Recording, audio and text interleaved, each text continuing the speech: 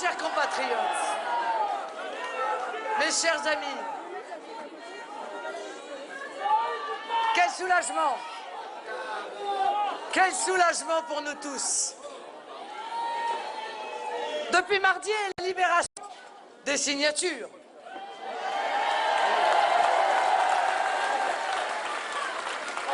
Nous voici donc dans ce printemps de la présidentielle que représente ma véritable entrée en campagne.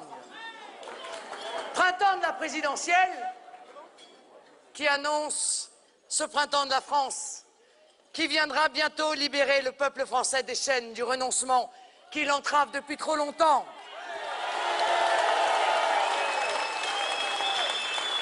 Alors, c'est à vos côtés, avec vous, que je fête ce merveilleux moment de mars.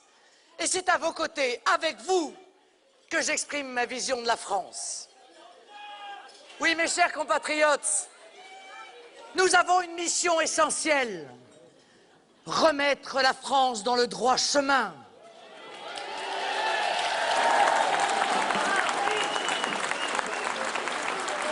Et remettre la France dans le droit chemin, c'est d'abord s'opposer à la culture délétère de la gauche affairiste.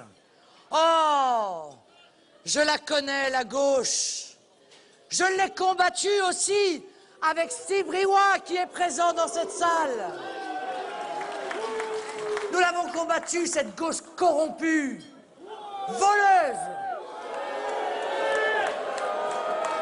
Oh, ce jour est bien choisi, le jour où M. Guérini et M. Navarro ont vu enfin lever leur immunité parlementaire. Enfin! Mais est-ce qu'il y a vraiment un hasard? L'Hérault, les Bouches-du-Rhône, le Pas-de-Calais, tiens, comme par hasard, les trois fédérations peut-être les plus corrompues et comme par hasard, les trois fédérations socialistes les plus puissantes. Mais voilà l'explication, mes chers amis. Voilà l'explication de leur puissance. Le clientélisme, la corruption, le vol des populations modestes. Dans le Pas-de-Calais, où nous nous battons, des pauvres gens qui sont de plus en plus nombreux à faire la queue devant les restos du cœur, devant l'épicerie solidaire, et pendant ce temps-là, ces élus socialistes qui volaient dans la caisse, ces élus socialistes qui leur faisaient peser sur eux le poids de la corruption. Parce que, ne vous y trompez pas, la corruption, ça coûte de l'argent. Croyez-vous que les entreprises qui sont rackettées considèrent cela comme un cadeau aux élus? Bien sûr que non. Évidemment, ces entreprises, elles répercutent le prix de la corruption, le prix de l'argent détourné, et ce sont les consommateurs ou les contribuables qui payent encore plus pour engraisser toujours les mêmes. Mais quand le peuple français sera-t-il donc assez exigeant pour mettre en œuvre le véritable coup de balai nécessaire, l'opération main propre?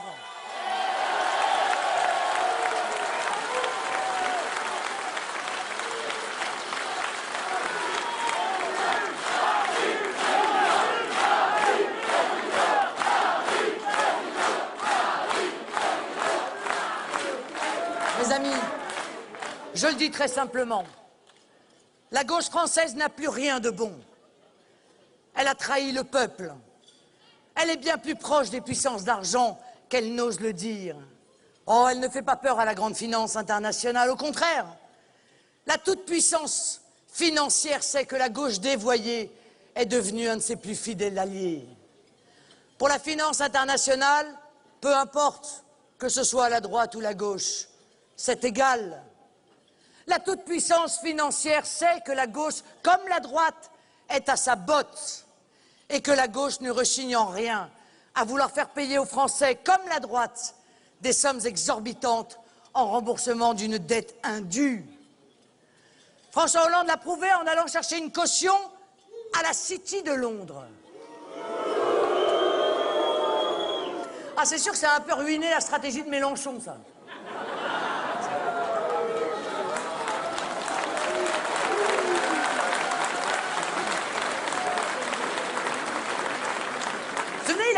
voulez se battre contre la finance internationale. On croyait que c'était avec une cuillère en bois, en fait c'est avec une cuillère en argent. Mais François Hollande l'a également honteusement prouvé en appelant en 2005 à voter oui à la Constitution européenne. La gauche le prouve chaque jour en défendant aux côtés de la droite, main dans la main, bras dessus, bras dessous, comme sur cette une de Paris Match au moment de la Constitution, rigolant avec Nicolas Sarkozy, François Hollande, bras dessus, bras dessous. Ils défendent l'euro, bras dessus, bras dessous. La gauche le prouve en s'abstenant quand la droite fait voter le terrible mécanisme européen de stabilité qui va plonger l'Europe dans une austérité sans fin et met la France sur les rails de la Grèce. Mais comment peut-on s'abstenir sur un vote comme celui-là? Qui peut s'abstenir sur un vote comme celui-là? On est pour ou on est contre? Mais on n'est pas ni pour ni contre. Ou alors on ne mérite pas d'être candidat à l'élection présidentielle. Nous sommes résolument contre.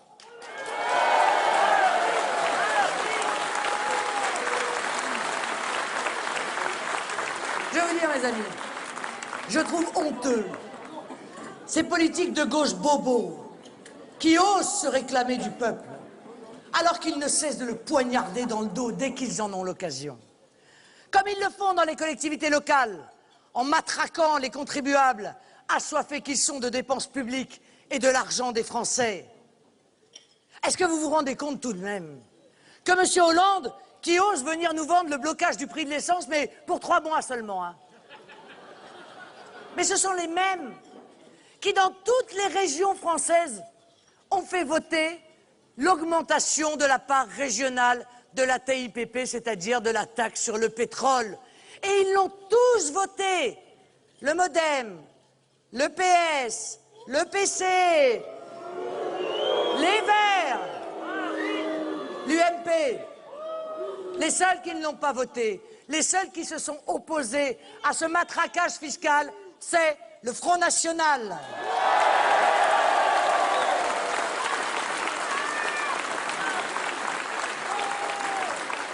Mais ce qui est terrible en réalité, c'est que cette gauche a gagné la bataille idéologique dans notre pays. Cette gauche a réussi, depuis le début des années 80, à répandre son idéologie mortifère dans bien des milieux, et des milieux qu'on n'imaginait pas. Cette gauche a contaminé la droite au pouvoir, et aucun gouvernement n'a réussi à rompre avec ses dogmes et sa soi-disant bien-pensance.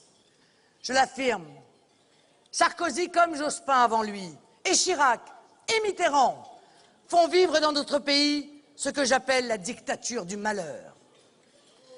Faire venir des millions d'immigrés dans notre pays pour baisser les salaires.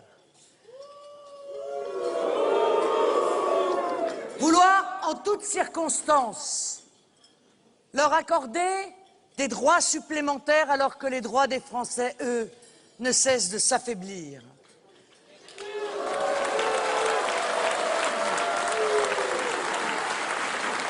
Vouloir maintenir le droit du sol, accorder la nationalité comme on achèterait un ticket de métro. Dépénaliser les clandestins, c'est-à-dire supprimer le délit qui consiste à entrer et à se maintenir sur le territoire national. Mais pire que cela, subventionner à fonds perdus des millions et même des centaines de millions à des associations qui ne défendent plus que les minorités, quand la majorité, vous êtes complètement oubliés.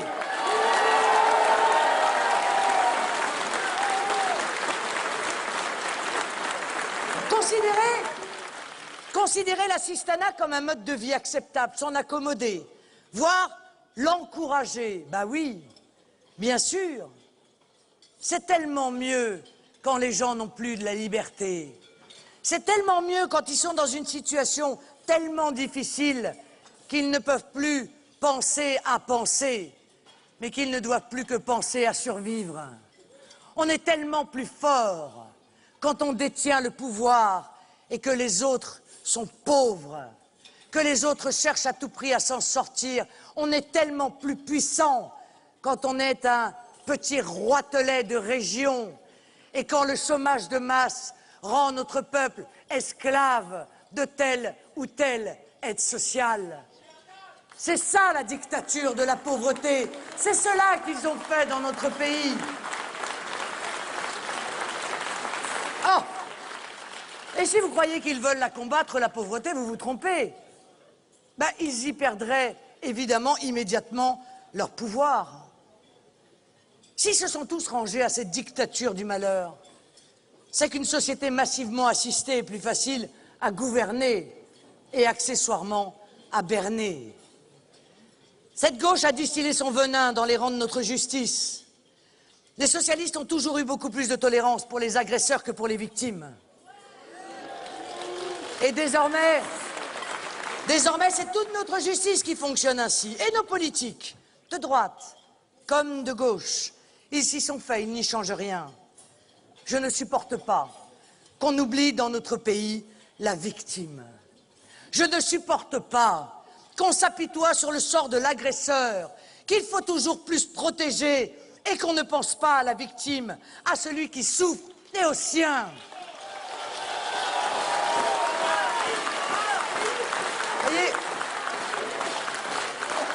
Voyez, mes amis, aujourd'hui, les socialistes et la gauche française ont réussi à imposer une camisole de force à la pensée française. Il devient impossible de s'exprimer librement sans risquer une condamnation pour propos blasphématoires. On ne peut plus parler des problèmes que pose aux Français l'immigration, sans risquer la diabolisation et l'étiquette infamante de raciste. Et le pire, c'est que sur ce terrain, la droite n'hésite plus à emboîter le pas à cette gauche caviar qui ne connaît que les immigrés en camp photo, parce qu'eux, ils ne les voient jamais. Les socialistes sont toujours à l'affût des lois qui accompagnent l'évolution des mœurs. Ils se réclament modernes et progressistes. Vous me direz, ça ne les a pas dérangés de laisser l'Union européenne rétablir le travail de nuit des femmes. Ça, non, ça les a pas dérangés. Mais en revanche, ils emboîtent le pas à toutes les revendications. Ah, c'est spectaculaire. Puis après tout, ça coûte rien. Mais où est le débat? Y a-t-il un débat sur la légalisation du mariage homosexuel? Non, pas de débat. Si vous êtes contre, c'est qu'obligatoirement vous êtes un ringard, un crétin et un frombat. Bon. Évidemment, ça limite effectivement la discussion, c'est le moins qu'on puisse dire. On perçoit bien dans les effets d'annonce la violence des oukases, d'une classe dominante qui ne prend pas la peine d'écouter le peuple. Mais d'ailleurs, si on y réfléchit bien, c'est du Mitterrand tout craché. La gauche fait les yeux doux à l'éducation nationale. Ben, elle a raison. C'est là que se trouvait, il y a encore quelque temps, son vivier de voix. Mais comment se fait-il que dans toutes les classes de la société, y compris chez les socialistes, on soit tenté de mettre ses enfants dans les écoles privées ou contourner la carte scolaire? Bonne question. Les enseignants, ils sont-ils mieux payés? Les enseignants, ils sont-ils plus nombreux? Non, bien sûr. Bien sûr, non, c'est juste qu'à l'école privée, on accepte encore l'autorité. Et la gauche française, si elle accepte que ses enfants soient bien éduqués, si elle accepte l'autorité pour ses propres enfants, elle ne veut pas donner cela aux Français. Évidemment, eux, ils ont les moyens d'envoyer leurs rejetons à l'école alsacienne, ou comme M. Hollande contournait la carte scolaire pour envoyer les petits dans les meilleurs lycées de Paris. Mais pour tous les autres, qu'en est-il? Je l'ai dit, nous devons combattre la dictature du malheur que cette gauche a répandue dans notre pays. En particulier, nous devons rompre avec la culture de l'assistanat et retrouver l'esprit d'entreprise, la richesse la dignité, l'honneur du travail. Et bien évidemment, seule une économie vigoureuse sera capable de nous aider à combattre ce fléau. Si la France continue de s'enfoncer dans la misère généralisée, on n'arrivera pas à combattre l'assistanat. Et quand je vous dis qu'ils font exprès de maintenir ce qui est en fait une assistance, c'est qu'ils ne prennent aucune des mesures qui visent à changer le modèle économique qu'ils nous ont imposé et qui est à l'origine de notre appauvrissement, de notre faillite et du chômage de masse.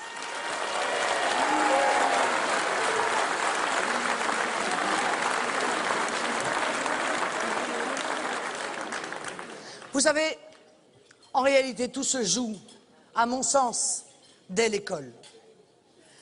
Il faut valoriser la différence à l'école, l'émulation. Il faut valoriser très tôt celui qui se donne, celui qui travaille bien, parce qu'il est en train de prendre le goût de l'effort et que c'est une bonne chose. Le comportement social des individus est au moins aussi important pour sa réussite que sa culture théorique. Oui, vive l'initiative, vive la responsabilité. Il faut aussi prévoir dès que possible une formation, par exemple, à l'économie pour que chacun comprenne ce qu'est la création de richesse. Avant, en France, beaucoup de nos compatriotes étaient des commerçants.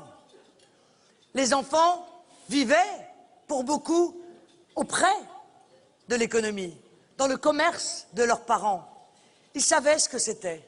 D'abord, ils savaient ce qu'était justement la valeur de l'argent. Ils savaient ce que c'était que de gérer un stock. Ils savaient ce que c'était que d'avoir des clients qui ne payaient pas. Eh bien, tout ça, voyez-vous, c'était presque une formation continue à l'économie. Et cela est en train de se perdre. Bah oui, parce que les petits commerçants sont en train d'être tués les uns après les autres par la grande distribution, les amis du pouvoir, les amis de la gauche et de la droite.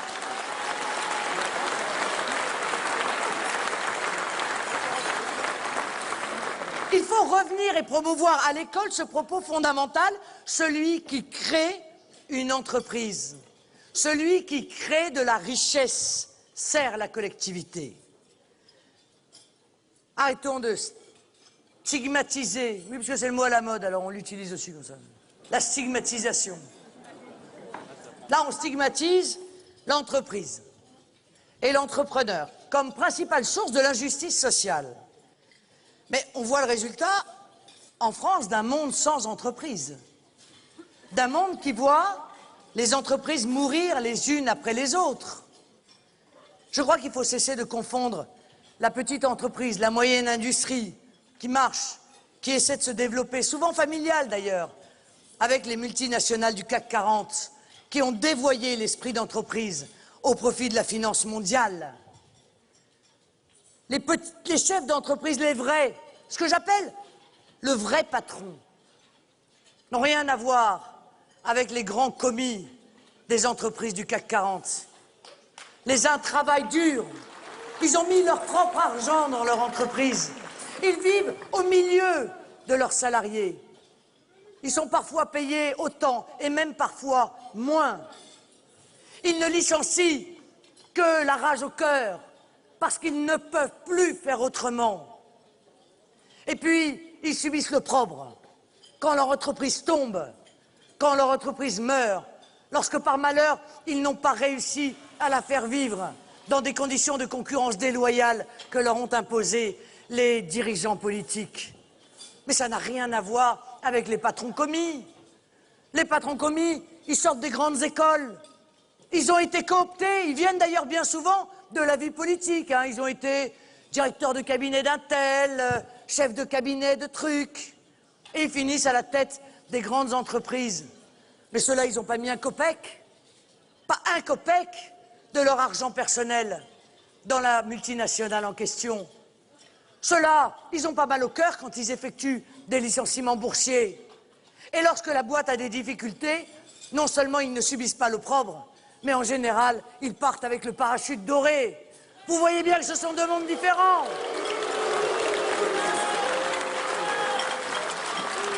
Eh bien, ceux-là ne sont pas nos amis.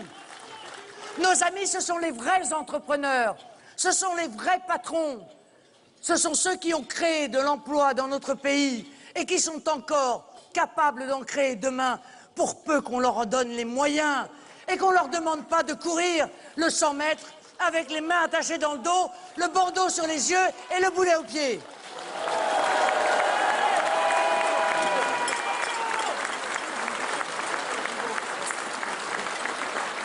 Alors oui, nous avons des principes. Nous avons des principes. Nous pensons qu'il faut valoriser l'apprentissage et sortir du collège les gosses qui ont envie de travailler et pas de s'ennuyer en cours en général, en ennuyant aussi les autres d'ailleurs.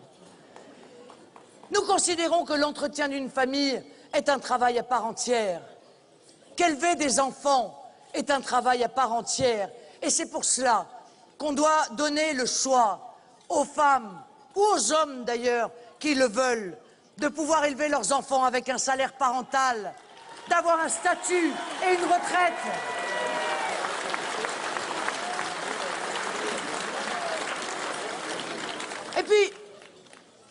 Et puis, il va falloir rétablir la justice dans notre pays. Parce que il en manque, mon Dieu, comme il en manque. Il va falloir réduire le financement de l'assistance de ceux qui, voulant avoir des droits sans devoir, pénalisent par leur acte l'ensemble de la société française et tuent in fine d'ailleurs l'idée même de solidarité nationale. Moi, je trouve révoltant de voir des familles vivre confortablement sans travailler parce qu'elles sont devenues expertes en débrouille pour avoir toutes les aides sociales et gagner de l'argent sans se lever le matin.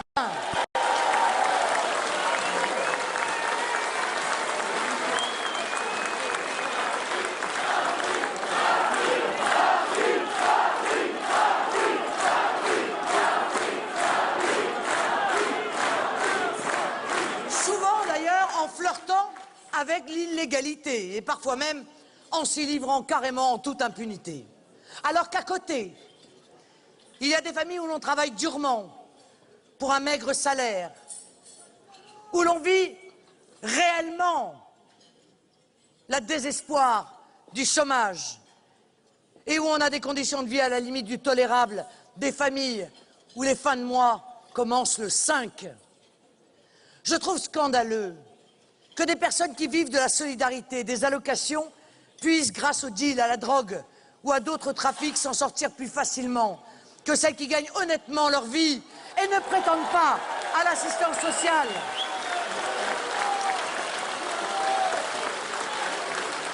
Oh. Je comprends trop bien, mes chers amis, pourquoi nos politiques tolèrent cela depuis des années, tolèrent ces situations ubuesques sans lever le petit doigt, parce que vous l'avez bien compris, fermer les yeux, c'est en réalité obtenir la paix civile, la paix sociale. Et du coup, la France est en train de crever des profiteurs et des fraudeurs. Oh! Les fraudeurs d'en bas et les fraudeurs d'en haut, hein.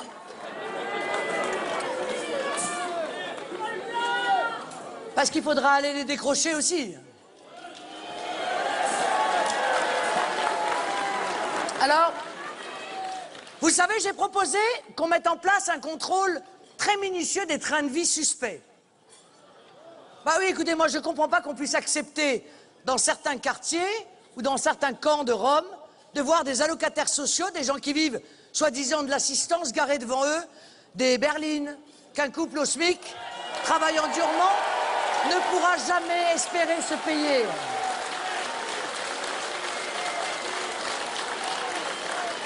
Alors, ça va encore déranger les belles âmes.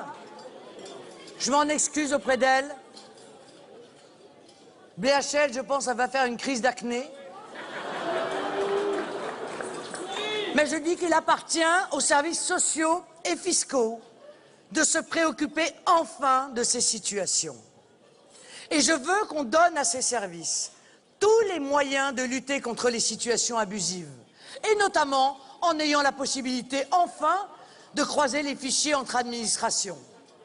Je crois effectivement qu'il est nécessaire de créer un secrétariat d'État à la fraude sociale, parce que la fraude sociale est un véritable fléau.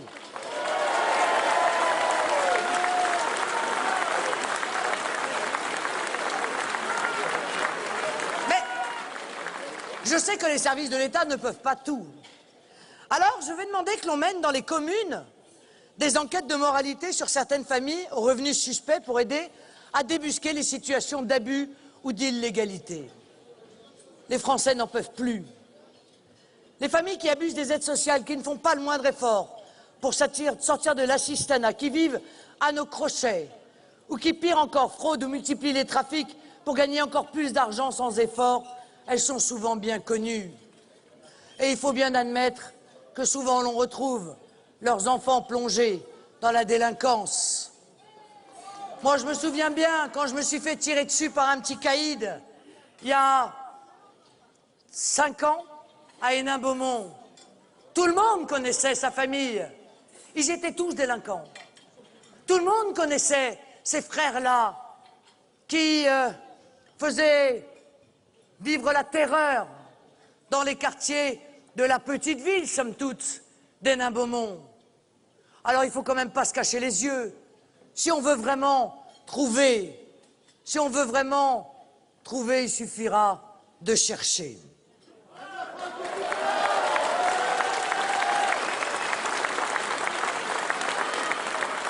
Oui, moi je me mets résolument du côté de celui qui étouffe de rage. Allez voir ainsi profiter de l'argent du contribuable, de l'argent si durement gagné et si durement versé. Les banques et la finance, qui captent indûment par le haut, eux, l'argent des Français, et les profiteurs et les fraudeurs qui l'aspirent vers le bas, eh bien, il faut sortir nos travailleurs et nos retraités de cet infernal étau. On en a marre d'être volés comme au coin d'un bois.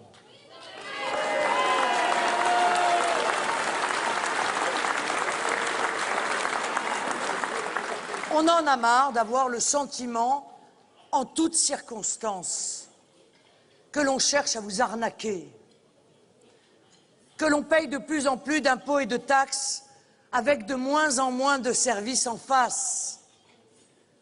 Il suffit de regarder les feuilles d'impôts. Il suffit de regarder les feuilles d'impôts locaux. Nicolas Sarkozy accuse François Hollande d'être un drogué de l'impôt, mais qui se regarde dans une glace.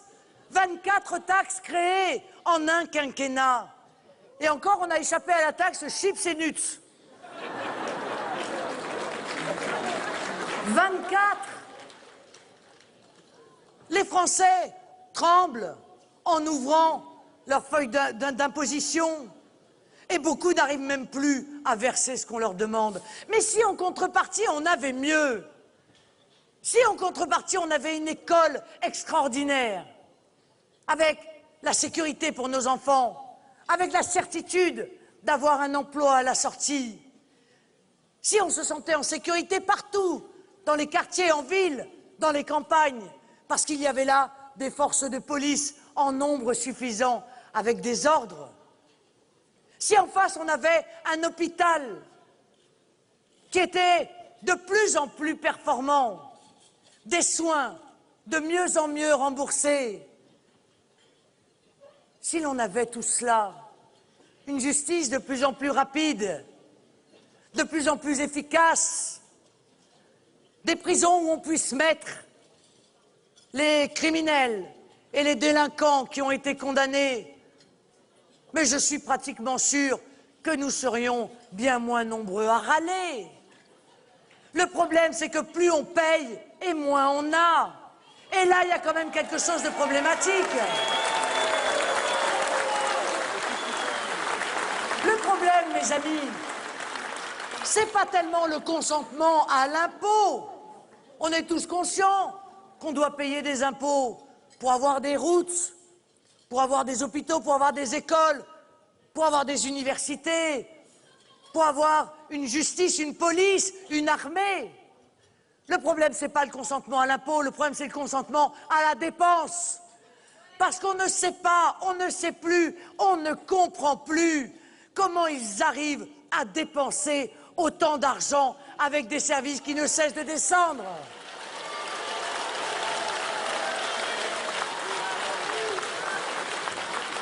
Cet argent-là, il doit bien partir quelque part. Il est bien capté par quelques-uns. Alors, il y a déjà une source de captation qui est évidente. Ce sont les fameux marchés financiers à qui, en 1973, ils ont accordé le monopole pour prêter à l'État. Un chiffre, je me suis juré qu'en toutes circonstances, partout, je donnerais ce chiffre. Alors, comme moi, je tiens ma parole, à la différence d'autres. 1400 milliards d'euros d'intérêts versés depuis 1973 aux institutions financières et aux banques. 1400 milliards, alors que notre dette est de 1700 milliards. Ça veut dire qu'à euro constant, s'ils ne nous avaient pas obligés, nos dirigeants, à cette folie, à ce véritable détournement de fonds, nous aurions, au moment où nous nous parlons, 300 milliards d'euros de dettes, c'est-à-dire rien. Nous ne serions pas, comme nous le sommes, un pays au bord de la faillite, nous serions un pays où on aurait pu sauver notre système de protection sociale et où nous continuerions à vivre de mieux en mieux, alors qu'aujourd'hui, nous vivons de moins en moins bien.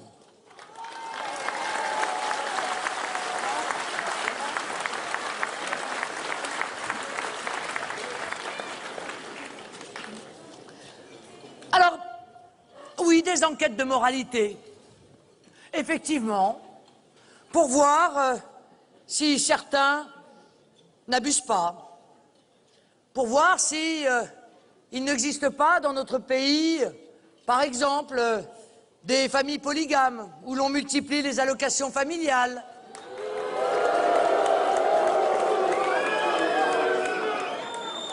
Ce sont les maires, les communes, qui connaissent ces gens-là. Ce sont les maires qui connaissent les bénéficiaires du RSA qui mènent grande vie. Ce sont eux qui connaissent ces chômeurs éternels qui refusent tout travail. Ce sont eux qui connaissent les familles qui perçoivent toutes les aides liées à la scolarité de leurs enfants et qui sont incapables de les envoyer à l'heure en classe. Ce sont eux qui savent tout cela. Et c'est à eux de parler. Ces enquêtes de moralité ciblées, menées évidemment en toute humanité, permettront, je crois, aux services sociaux et éventuellement à la justice ensuite de faire leur travail plus efficacement. Et que l'on punisse les fraudeurs. Que l'on coupe l'assistance à ceux qui abusent, à ceux qui ne font aucun effort. Alors vous voyez, mes amis, je vous l'ai dit, cette gauche a contaminé l'ensemble du pays avec sa culture de l'assistanat. Mais la droite au pouvoir depuis 10 ans s'est, de ce point de vue, inscrite dans une continuité parfaite. Cette droite aussi coupable que la gauche, elle est devenue la honte de la politique française. Elle est devenue la honte de la politique française parce qu'elle a perdu tout sens moral. Je l'appelle la droite des mensonges. Je l'appelle ainsi parce qu'elle s'est vautrée dans l'immoralité et dans la tromperie permanente. Je n'accepte pas ces politiques de droite qui passent leur temps à promettre le contraire de ce qu'ils font quand ils sont au pouvoir. Je trouve honteux que l'on puisse ainsi maltraiter la confiance des Français en trahissant élection après élection les promesses faites au peuple de France. Alors, puisque je suis censé dire tout haut, après quelqu'un que vous connaissez tous, ce que les Français pensent tout bas, eh bien, je le dis, Nicolas Sarkozy est un menteur.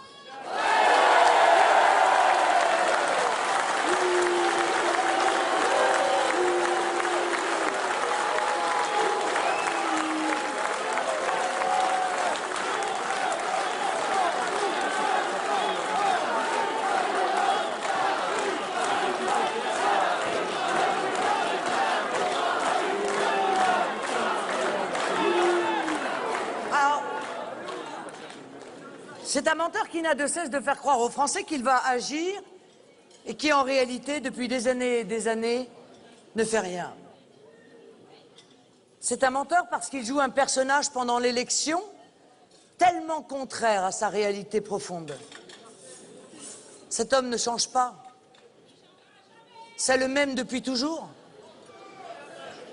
Il use de la manipulation et d'un concentré extraordinaire, il faut bien le dire, de cynisme et d'escroquerie électoraliste que le bon peuple appelle le culot.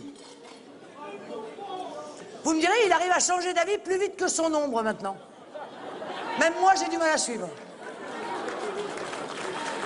Quand j'ai soulevé l'affaire très symbolique et très grave de la viande halal,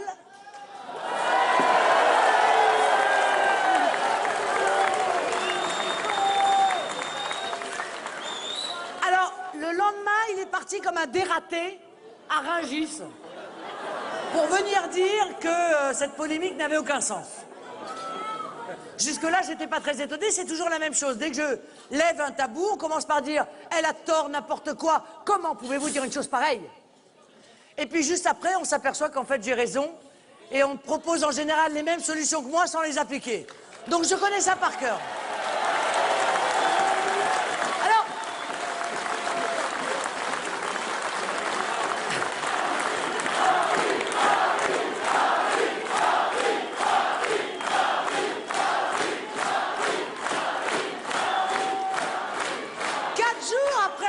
comme un dératé à Rungis, il nous a expliqué qu'il fallait absolument étiqueter la viande, que c'était une priorité absolue. 4 jours après avoir dit qu'il fallait tout étiqueter et que c'était une priorité absolue, il est allé rencontrer M. Boubaker, à qui il a dit « bon allez, on arrête tout, on oublie tout, on parle plus de ça ». Au moins, si certains Français conservaient encore, je ne sais pas, une once d'espoir, quelques optimistes, eh bien, dans cette affaire, ils ont pu voir qui est le vrai Nicolas Sarkozy. Celui qui, contrairement à ses propos, vous avez raison, ne changera jamais.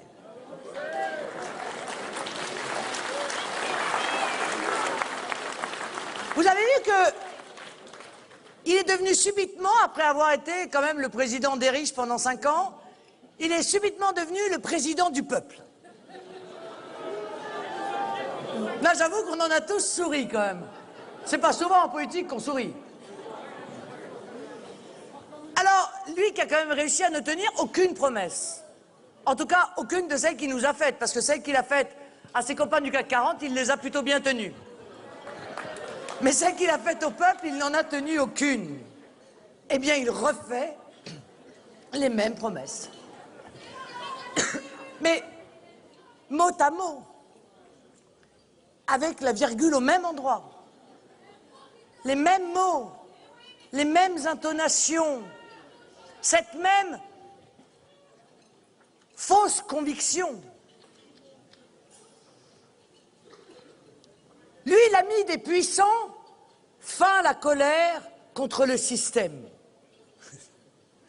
Il est devenu un candidat anti-système. Il est candidat contre lui-même. C'est fort quand même.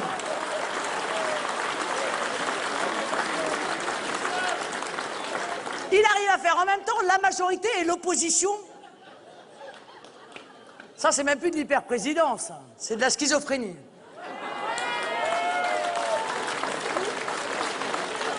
Là, dernièrement, il a, lui, parce qu'on n'oubliera jamais quand même, nous avons un peu de mémoire, qui a trahi le non au référendum de 2005, qui a fait voter les traités iniques sous la pression d'Angela Merkel, voudrait nous faire croire aujourd'hui que, ça y est, il a compris. L'Europe, ça y est, il a compris, il faut du protectionnisme. Mais pendant 5 ans, il a honni toute forme de protectionnisme. Et brutalement, il aurait découvert qu'il était nécessaire d'avoir une Europe protectionniste. Mais il n'y aura jamais d'Europe protectionniste.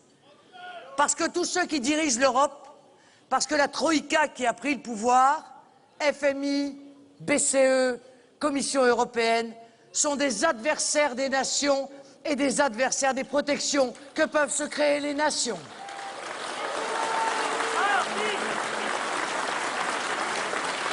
Qui peut croire, mes chers amis, qui peut croire qu'après avoir réussi à faire monter le nombre des immigrés légaux, les illégaux, on ne veut même pas les compter,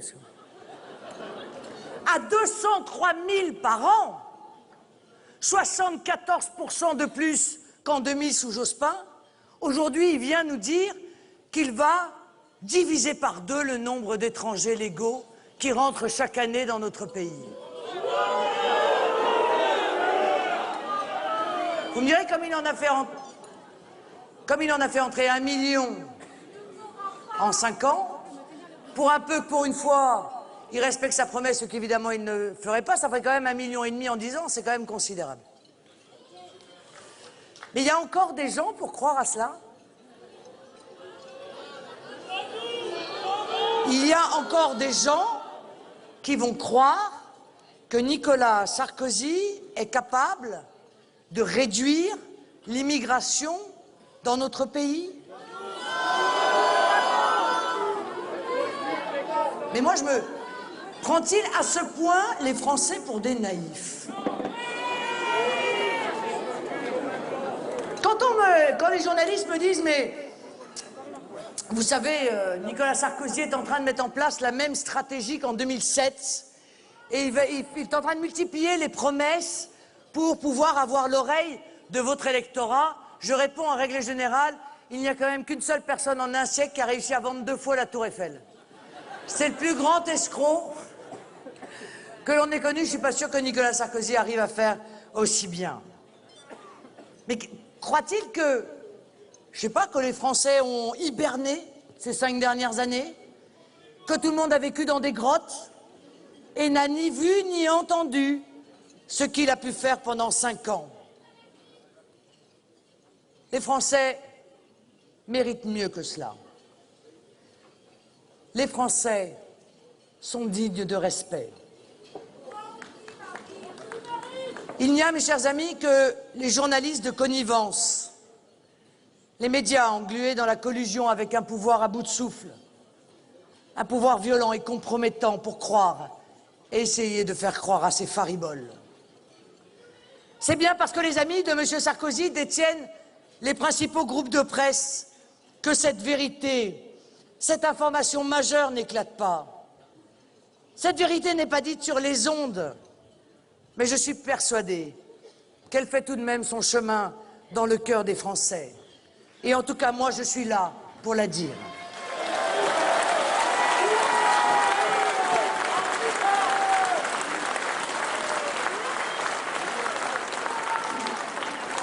Mais en réalité, vous voyez, Nicolas Sarkozy est le symbole de la dérive de notre société. Il incarne, c'est vrai, ce que je combats de toute mon âme. Il considère que tout est bon pour y arriver, que la fin, F-I-N, pas F-A-I-M, justifie tous les moyens, qu'après tout, c'est le règne un peu de la débrouillardise.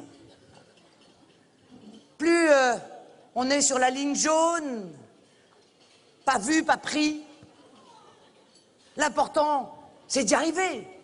L'important, c'est de se faire élire. Eh bien non. Moi, je ne le crois pas. Non, arriver ou se maintenir au pouvoir n'autorise pas toutes les tromperies. Non, il y a encore en politique une moralité que moi je veux défendre.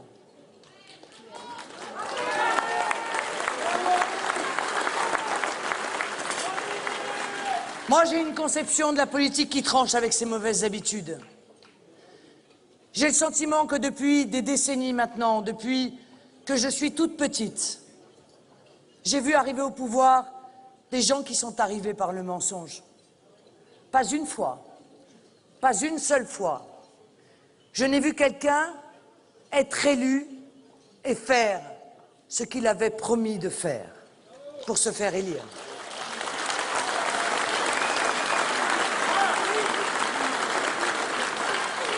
Et j'ai le sentiment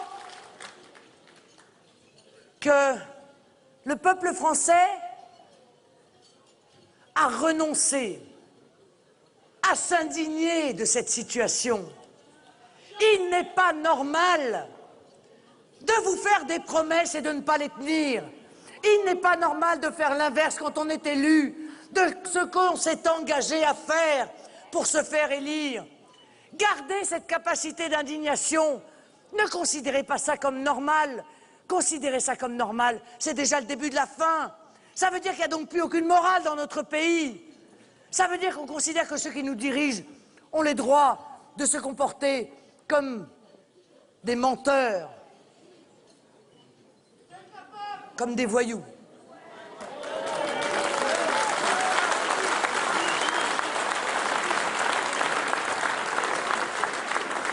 Eh bien, moi, je ne me reconnais pas dans ces politiques. Je ne me reconnais pas dans ceux qui utilisent leur amitié et leur relais médiatique pour vendre à tout prix leur salade aux Français. Je ne me reconnais pas dans ces politiques qui sont prêts à toutes les manipulations pour qu'on oublie leur sordide bilan. Je suis à l'inverse la candidate de la sincérité. Je suis la candidate de la cohérence. Je suis la candidate qui dit la vérité aux Français. Toute la vérité, sans phare et sans arrière-pensée.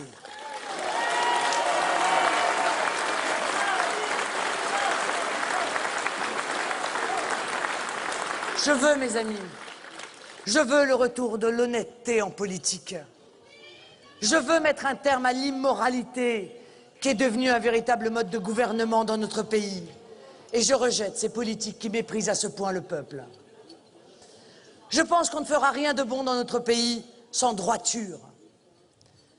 Je pense que rien n'est possible si l'on continue de mettre des gens sans conviction réelle au pouvoir. J'ai ces convictions profondément ancrées en moi. Je ne veux les imposer à personne, mais je les dis très simplement. Et je suis persuadé que les Français savent faire la part des choses entre les menteurs et ceux qui disent ce qu'ils pensent.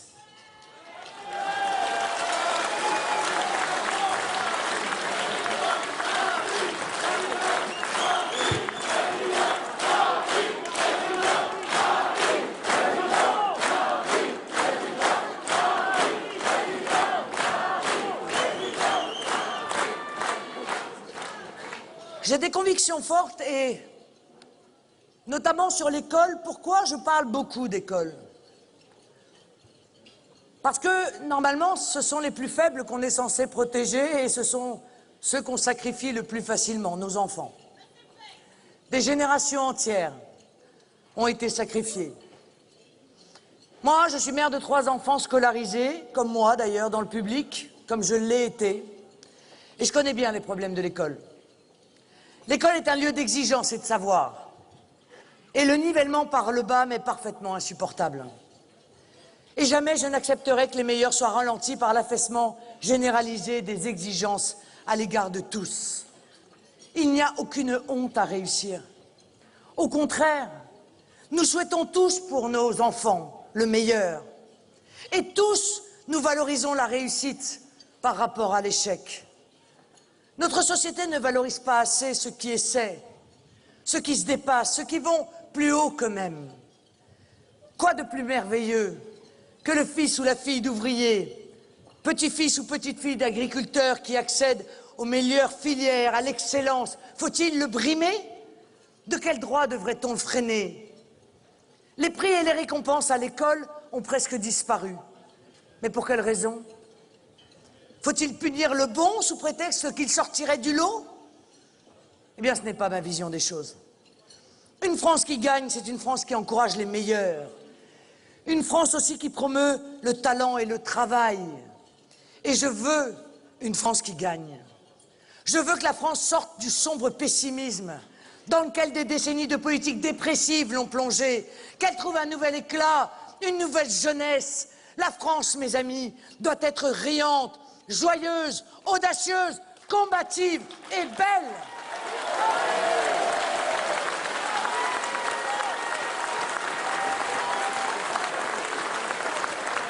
C'est ça la France que nous aimons. Alors, si les parents angoissent en laissant leurs enfants à l'école publique, ben c'est parce qu'ils savent bien que bien souvent on n'y apprend plus correctement et qu'on n'y est plus cadré, ni même parfois suivi. L'école privée, je ne la combats pas le moins du monde. Je sais qu'on y apprend des valeurs qui ont largement déserté le reste de la société, qu'on y trouve même parfois une certaine forme de spiritualité qui manque. Mais je sais aussi que beaucoup de pères et de mères choisissent le privé parce qu'ils veulent le meilleur pour leur enfant et parce qu'ils trouvent encore la discipline et l'ordre qu'ils ne trouvent plus, hélas, dans l'enseignement public. Ce n'est pas normal. Ce n'est pas normal. Et en ce qui me concerne, je ne me résignerai jamais à l'affaiblissement de l'école de la République. Je veux qu'au frontispice de l'école publique, les mots de discipline, de valeur, de mérite et d'effort aient toute leur place. L'école garantit l'égalité des chances quand elle permet à nos enfants d'être stimulés intellectuellement, d'être poussés jusqu'au meilleur d'eux-mêmes. Lorsque les maîtres jouissent d'une autorité incontestable et d'un statut rehaussé dans la société. Parce que vous allez me dire à quoi bon recruter 60 000 professeurs de plus si c'est 60 000 professeurs dépressifs de plus.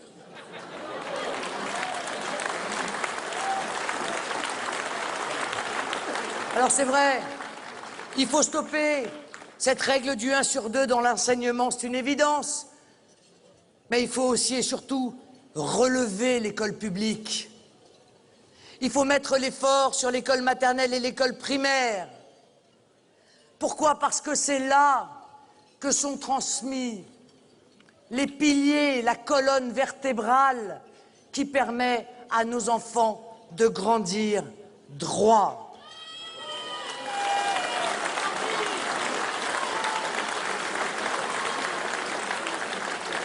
Je l'ai dit, je ferai de l'école primaire ma priorité. J'y concentrerai les moyens d'enseignement sur les savoirs fondamentaux qui ne sont plus maîtrisés. Je suis désolé d'être obligé de le dire, mais c'est une réalité. Les mathématiques et notre langue nationale, le français. Année après année, le niveau des élèves qui entrent en 6e baisse. Et la maîtrise du français n'est plus correctement assurée.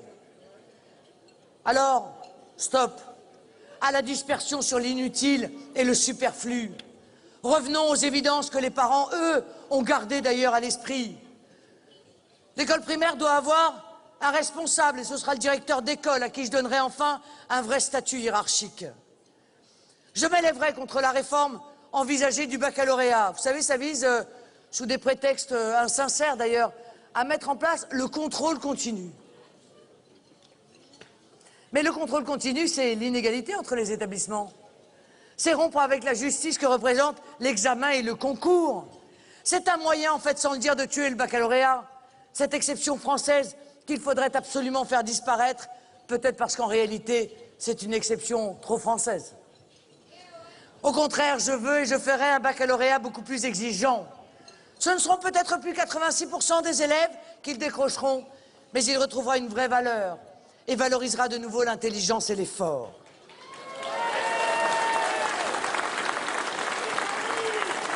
Et puis, comme je vous l'ai dit, je crois au travail manuel. Et je ne veux pas que nos enfants soient condamnés à végéter dans des études pas faites pour eux. Le collège unique est un échec. Alors si c'est un échec, on ne le conservera pas. Et puis je vais vous dire, mes amis, les filières manuelles seront d'autant plus remises à l'honneur que la France aura besoin de puiser dans ses savoir-faire les plus anciens et les plus modernes pour assurer son redressement industriel.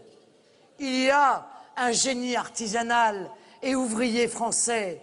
Nous, mes chers amis, nous ne l'avons pas oublié. Oui, l'école de la République, c'est bien l'école de la France. Et si c'est l'école de la France, je ne vois pas pourquoi les politiques de gauche et de droite, peu à peu, y ont effacé l'apprentissage de l'histoire de France. Oh, que la gauche n'aime pas l'histoire, on le sait.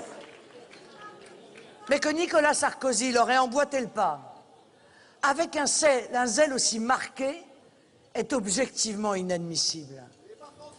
Je remettrai au centre des enseignements, au collège et au lycée, l'histoire de notre pays, l'histoire de ses grands rois, l'histoire de ses héros, l'histoire de ses bâtisseurs.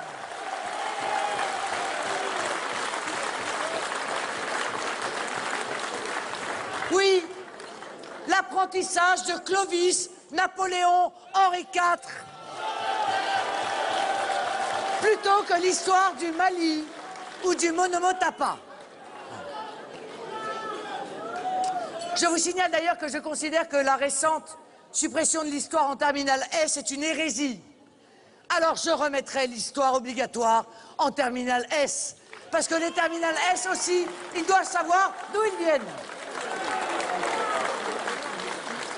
Eh oui, mes chers compatriotes, j'aime trop la France, comme vous, pour accepter que mes enfants ne puissent plus en connaître les vicissitudes de l'histoire. Je crois trop en notre avenir, pour accepter que notre glorieux passé soit effacé d'un simple trait de plume ministériel. Vous savez, nous ne sommes pas plus bêtes ou moins capables qu'avant. C'en est fini de rabaisser en permanence l'école, de remplacer le travail par le jeu, de substituer l'animateur au professeur. L'école n'est pas un lieu de vie, elle est un sanctuaire, un lieu de travail.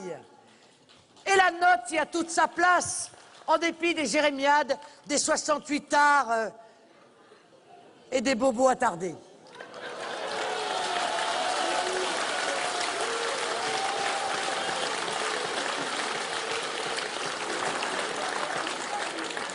J'ai l'impression que ça va sans dire, mais avec ceux qui nous dirigent, ça va quand même mieux en le disant. À l'école, on apprend le français. On maîtrise le calcul. On ne tutoie pas le professeur. On se lève quand il entre en classe.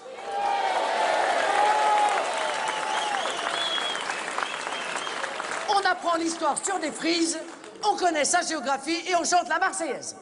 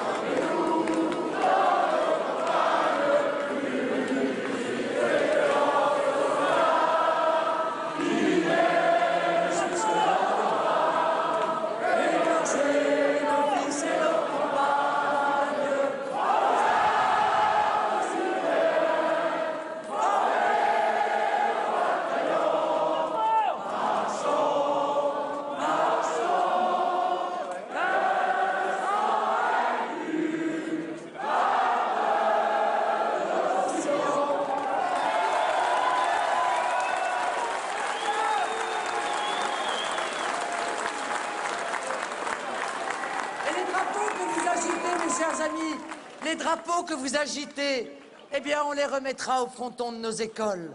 Parce que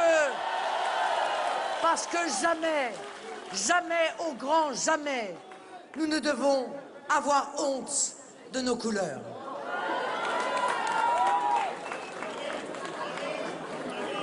Je suis une mère comme les autres. Et toutes les autres mères veulent pour leurs enfants la même chose que moi. C'est le chemin que je dessine pour notre école. Et puis devant les établissements scolaires, partout d'ailleurs dans notre pays, je veux aussi la tranquillité pour les passants et pour nos enfants. Nous sommes tous des grands-parents, des parents, peut-être des futurs parents, des frères, des sœurs. Et tous, le racket nous inquiète, le racket nous révolte. Les violences prospèrent et l'impunité est trop souvent la norme. Là aussi, la France a besoin d'être remise sur le droit chemin, après des années et des décennies de dérives laxistes. La gauche n'aime pas l'ordre, on le sait bien. Et demain encore, elle trouvera toutes les excuses possibles pour le voyou. À ses yeux, la victime vaudra toujours moins que le délinquant, parce que la victime, elle n'a pas de circonstances atténuantes. Mais la droite aussi a trahi, mes amis. Et de quelle façon? Les politiques de gauche et de droite ont abandonné les Français, livrés aux bandes, aux crapules et aux barbares. La vieille dame qu'on jette par terre et à qui on vole son sac, qui s'en occupe? La gauche? La droite? Personne. Nos enfants qu'on tabasse et qu'on dépouille à la sortie des lycées, qui s'y intéresse? La gauche, la droite? Nos commerçants braqués, nos artisans attaqués, nos professeurs molestés, poignardés, mais est-ce digne d'un pays comme la France? Que les hommes politiques de gauche et de droite aillent un soir aux urgences hospitalières de n'importe quel hôpital, encombré par toute la misère et toutes les violences du monde, et ils comprendront l'immense souffrance qu'ils imposent au peuple de France.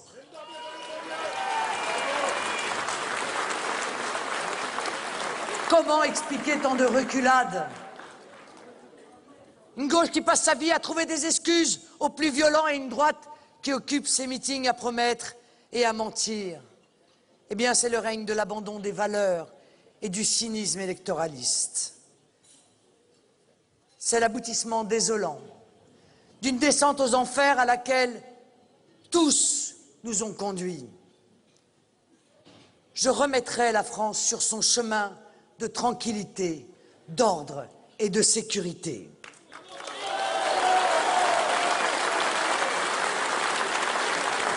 Je veux une France qui protège les plus faibles, une loi qui punisse les abus, une justice qui fasse respecter et appliquer les peines.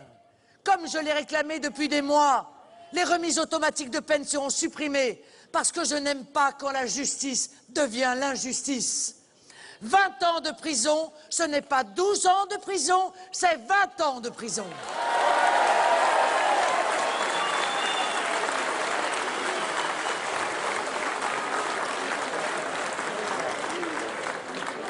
Faudra revoir la formation des juges et l'École nationale de la magistrature. Il faudra qu'elle soit remplacée par une filière universitaire des carrières judiciaires, d'ailleurs. Tiens, une formation commune aux avocats et aux magistrats, proposant d'ailleurs une spécialisation en fin de cursus. Au cours de cette formation, les élèves devront réaliser une série de stages en lien permanent avec le monde judiciaire et le monde carcéral, multipliant les passerelles entre les différents métiers du droit, parce que un juge aussi, ça doit connaître le terrain, parce qu'il doit échapper à l'idéologie et simplement dire le droit sans faiblesse ni dogmatisme.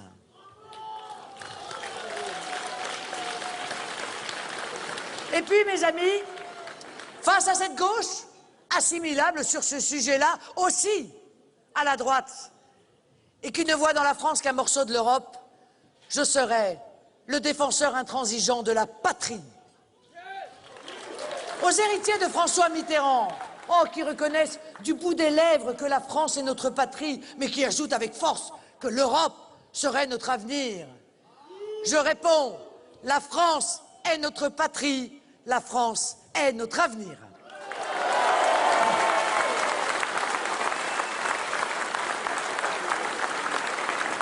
J'ai confiance en la France et en son peuple.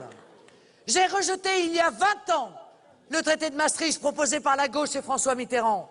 C'est ce traité qui a créé l'euro, monnaie unique. C'est ce traité qui a instauré la souveraineté limitée du peuple français. C'est ce traité qui détruit nos services publics.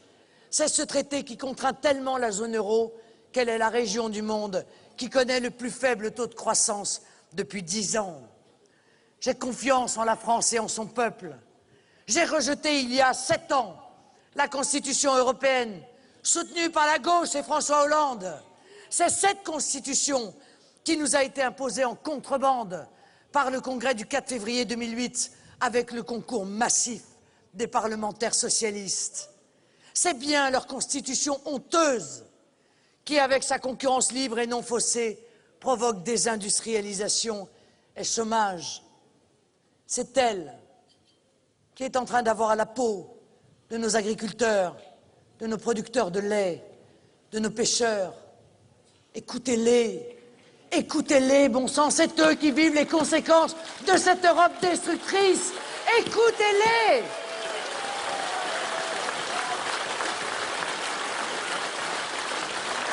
Ils vous le crient sur tous les tons depuis des années. Ils me l'ont dit encore cet après-midi. Cette Union européenne est en train de nous tuer à petit feu.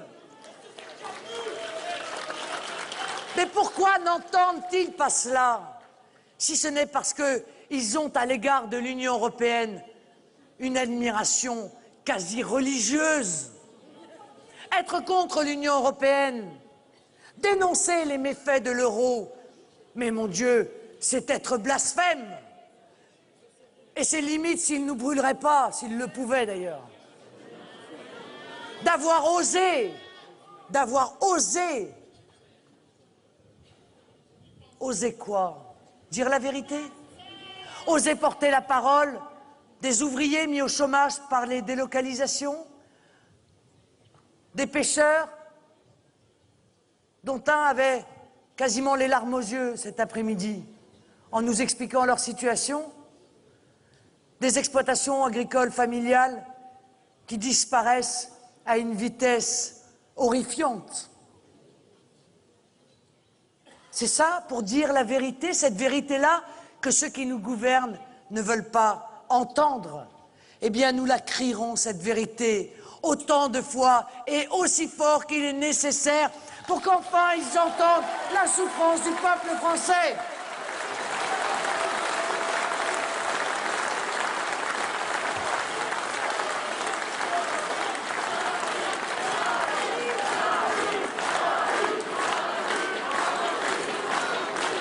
Alors, c'est vrai que pour supporter la gauche dans toutes les régions, on n'a pas bien envie... Si, on a le choix.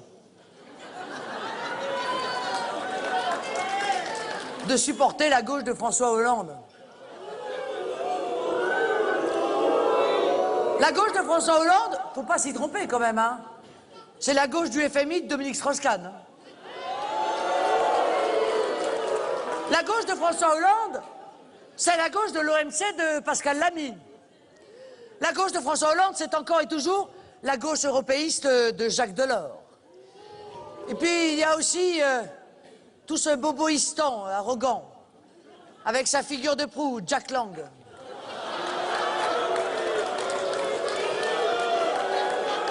Et puis, il y a encore Martine Aubry et son communautarisme. Et ces piscines où les hommes et les femmes ne peuvent pas nager dans la même eau. Oh, bien sûr, bien sûr. Oh, il y a quelques vieux hiérarques repeints en jeunes poulains pour l'élection, quelques manieurs de l'insulte et de l'invective, quelques leurres au langage archaïque. Mais ceux-là, ils ne sont là que pour donner le change, pour tenter de capter des voix en vue de les apporter servilement au second tour à M. Hollande, en contrepartie d'un petit ministère, un de plus.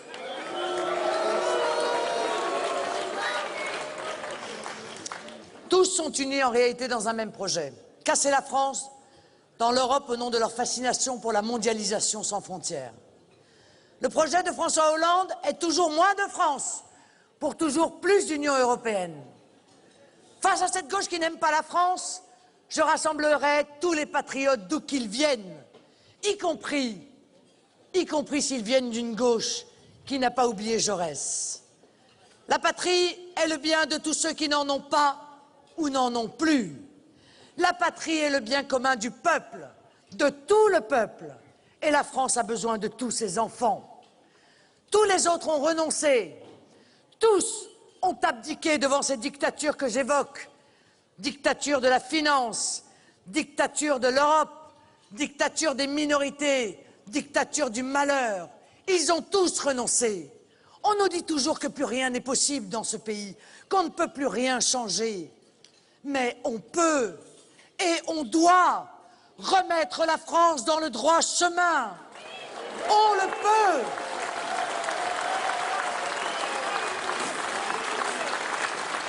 On le peut, mes amis, si on le veut vraiment. On peut remettre la France debout. Ce n'est pas un retour en arrière, mais c'est le juste retour de la morale politique. C'est le juste retour de la volonté politique. C'est le juste retour au bon sens. C'est le juste retour à ce chemin de grandeur et de fierté que la France n'aurait jamais dû quitter. C'est le juste retour à une destinée glorieuse et fraternelle. C'est le juste retour au progrès. C'est le juste retour dans le concert des nations. Je dis que dans le monde, la plupart des nations avancent. Je dis qu'elles ont toutes leurs problèmes, qu'elles ont toutes leurs difficultés, mais qu'aucune ne s'est autant fourvoyée que la France sur le chemin de l'errance.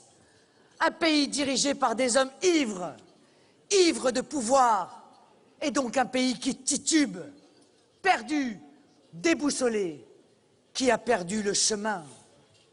Avec moi, chers amis, retrouvons le chemin de la France. Rendons aux Français leur espérance. N'oublions jamais, jamais d'où nous venons. Soyons fiers du legs magnifique de nos ancêtres, bâtisseurs de notre nation. Acceptons notre histoire dans sa globalité. Ne nous éternisons pas sur les erreurs du passé et avançons sûrs de nous. Faisons fi des messages de désespérance, des messages de renoncement. Croyons en nous. Je vous y appelle de toutes mes forces, de tout mon cœur, de toute mon âme. Je vous y appelle et je vous demande de porter ce message. Remettons tous ensemble la France dans le droit chemin. Vive la République, mes amis! Vive la France!